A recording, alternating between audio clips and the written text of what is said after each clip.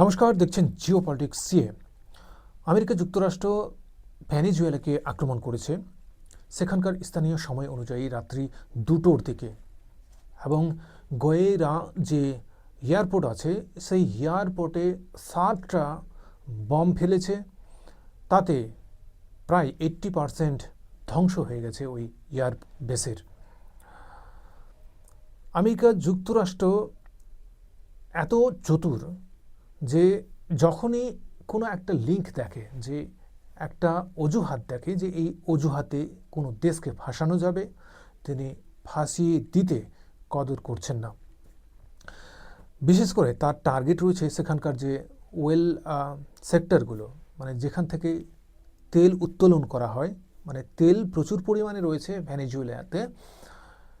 এবং অপর যে দোষগুলো তিনি চাপিয়েছেন ভেনেজুয়েলার ওপর, সেগুলো হচ্ছে যে ভেনেজুয়েলা রাশিয়ার সাথে, চীনের সাথে এবং ইরানের সাথেও যোগাযোগ রাখছে।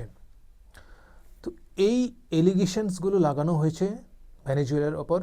তিনি এটাও চাচ্ছেন, প্রেসিডেন্ট ডোনাল্ড ট্রাম্প, যে ভেনেজুয়েলার যে রেজিম আছে, প্রেসিডেন্ট নিকোলাস মাদুরো, তাকে কিভাবে ক্ষমতাচ্যুত করা যায় এবং তার মন অনুযায়ী, অর্থাৎ আমেরিকার মন অনুযায়ী, তাদের ইচ্ছা অনুযায়ী যাতে ওখানে একটা সরকার গঠন করা যায় যে পুতুলের মতো তাকে অনুসরণ করবে এবং তার কথাগুলো মানবে।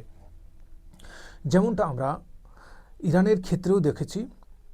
এতদিন ধরে ইরান যে পারমাণবিক শক্তিধর রাষ্ট্র হওয়ার চেষ্টা করেছিল, তারও ওপর কিন্তু তিনি তার অ্যাকশন নেওয়ার কথা বলেছেন। আমেরিকা যুক্তরাষ্ট্রের এক পত্রিকাতে লেখা হয়েছে যে তারা ভেনেজুয়েলার যে প্রেসিডেন্ট এবং তার ওয়াইফ দুজনকে গ্রেপ্তার করেছেন এবং তাদের ট্রায়াল শুরু হবে ইউএসের মধ্যে।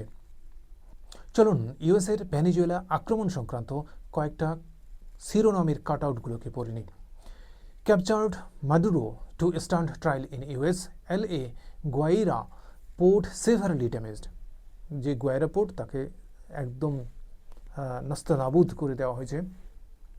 At least 7 explosions were heard across Caracas around 2 a.m. local time, with witnesses reporting low-flying aircraft, visible smoke near a major military base, and electricity outages in several neighborhoods. মানে এটা থেকে পরিষ্কার যে সেখানে আক্রমণ হয়েছে, বড় রকমের আক্রমণ হয়েছে এবং 7টা বম ফেলানো হয়েছে। হেডলাইন থেকে পরিষ্কার যে ভেনেজুয়েলার প্রেসিডেন্ট, তাকে গ্রেপ্তার করা হয়েছে, তার ওয়াইফকেও গ্রেপ্তার করা হয়েছে। তাদেরকে ধরে নিয়ে ইউএসএ ট্রায়াল চলবে। US president Donald Trump in a post on truth social confirmed US carried out large-scale military strikes against Venezuela. এটা তো পরিষ্কার বোঝাই যাচ্ছে যেহেতু অ্যাটাক হয়েছে সেখানে। International media reported that the explosion followed heightened US military activity in the region. ভেনেজুয়েলার president Nicolas Maduro, তিনি অ্যাকুজেশন করেছেন আমেরিকা ভেনেজুয়েলার ওপর মিলিটারি অ্যাগ্রেশন দেখিয়েছে এবং এই অ্যাগ্রেশনের মাধ্যমে সে দেশটিকে মানে পঙ্গু করে দিতে চায়, এই এলিগেশনসগুলো আছে। এবং তিনি এটাও বলেছেন যে আমেরিকা যেভাবে সিভিলিয়ানসগুলোকে, নিরাপদ লোকের ওপর আক্রমণ করছে, সেটা কিন্তু মেনে নেওয়া যায় না। অপরদিকে ভেনেজুয়েলার মধ্যে যে লেফট পার্টি রয়েছে, তারা প্রেসিডেন্ট নিকোলাসকে দোষারোপ করেছেন। তিনি বলেছেন যে তার যে নীতি, সেগুলো অনেকটাই জনগণ বিরোধী এবং অন্যান্য যে বিপক্ষে পার্টিগুলো রয়েছে সেগুলোর বিরোধী, অর্থাৎ গণতন্ত্রের বিরোধী। In a statement, the CPIM called for an immediate and US aggression and withdrawal of American forces from the Caribbean Sea. অর্থাৎ তারা এটা বলেছেন যে ক্যারিবিয়ান সি থেকে যাতে আমেরিকার অ্যাগ্রেশনটাকে তুলে নেওয়া হয়। অপরদিকে রাশিয়া আমেরিকার এই ভেনেজুয়েলার ওপর আক্রমণকে নিন্দা করেছেন এবং তারা বলেছেন এই ধরনের অ্যাটাক নীতিবিরোধী। এবং রাশিয়া এটাও বলেছেন যে একটা স্বাধীন রাষ্ট্রের উপর এই ধরনের আক্রমণ তার স্বাধীনতাকে, তার সভারেন্টিকে ক্ষুণ্ণ করে।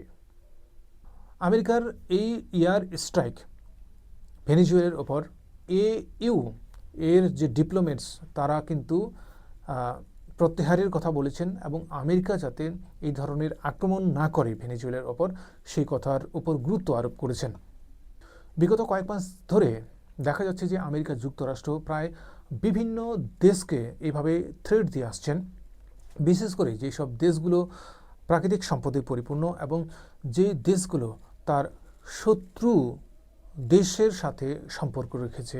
ইরানের উপর থ্রেট অলরেডি তিনি দিয়ে ফেলেছেন, আজকে ভেনেজুয়েলাকে আক্রমণ করে বসেছেন। অপরদিকে তিনি গ্রিনল্যান্ড যে আছে, গ্রিনল্যান্ডকেও তিনি নিজের আয়ত্তে রাখার প্রচেষ্টা চালিয়েছেন কিছুদিন আগেই। আমেরিকার এই নীতিগুলো থেকে বোঝা যায় যে তিনি নিজের দেশটাকে সংরক্ষিত করার জন্য অপর দেশগুলোর সার্বভৌমত্বের ওপর আঘাত হানছেন এবং কিভাবে দেশগুলোকে আর্থিক দিক থেকে কমজোরি করে দেওয়া যায়, ওই দেশগুলো যাতে তার শত্রু দেশের সাথে যোগাযোগ না রাখতে পারে তার একটা ভয় তাদের মধ্যে ঢুকিয়ে দেওয়ার চেষ্টা করছেন। ধন্যবাদ এই প্রতিবেদন দেখার জন্য। যদি আপনাদের ভালো লাগে অবশ্যই চ্যানেলটি সাবস্ক্রাইব করবেন।